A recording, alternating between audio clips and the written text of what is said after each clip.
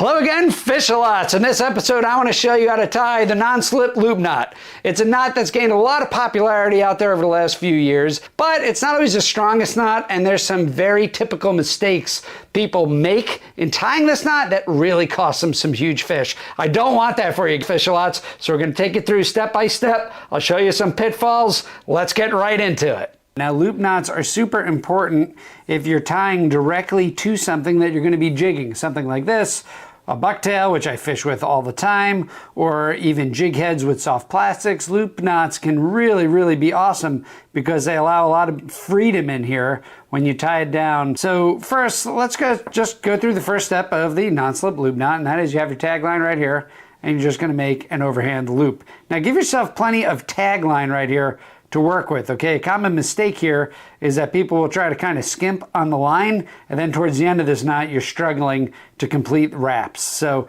first step is first, you're just gonna do an overhand knot. This is literally the easiest of all knots. You just pass the line through itself once, and you got your knot. Now, this next step is you wanna make this loop about the size of an M&M or a penny or your fingernail right there on your pinky. So next, you can take your tag line right here and you're gonna pass it through whatever it is that you're tying. In this case, it's a bucktail.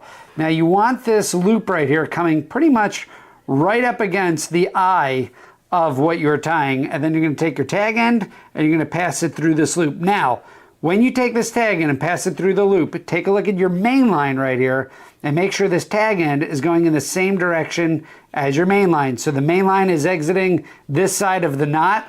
I'm not gonna put this tag end through like this because that will affect the knot. I'm gonna put it through the same exact way, just like that, and I'm gonna make sure that that loop stays close to the bucktail right there. Next, I'm just gonna take this tag end and I'm gonna do 2 or 3 wraps. The popular way to do it now on YouTube is 2 wraps. I always done 3. Did me just fine. With these loop knots, more wraps isn't always better. So 2 or 3 wraps here is good. If you do a lot of wraps, it will interfere with when you cinch down this knot at the end of it. So now I have my tag line right here. Those are 3 wraps. Now what I do is again, I want to see how this line is going into this loop, and I want to go the exact same way. So it's underneath. So the tag line is going to go underneath just like that. And now I'm going to cinch down the knot. All right, now when you cinch down this knot, okay, you know you did it correctly if the tag end is facing the lure. Okay, it's not cinched down yet. There we go. Now it's all cinched down. So now, as you can see here, here's my knot right here. Let me show it to you, get my hand out of the way. Now, as you can see, this tag end is facing the bucktail right here. That is a perfect non-slip loop knot. And of course, that loop right there is about the size of my pinky finger. It's a little bit smaller, which is perfect for me. And now this loop knot is offering me a lot of freedom when I'm jigging this bucktail right here. So your next step that you want to do is you just want to trim off the tag end here. You don't have to worry about getting it too insanely close to the knot here when you trim it off, because this knot or the tag end is again facing your lure right there, and it's kind of snug up against your loop, which is really awesome when you're fishing in, you know, like grimy type of water conditions. Maybe there's a lot of algae or there's floating debris or whatever. The fact that this tag end is pointing in kind of helps a little bit with that. Now, there are some disadvantages with the non-slip loop knot, and one of it is, well, yes, it's a little bit more weedless because the tag end comes down, but I really think that's overstated.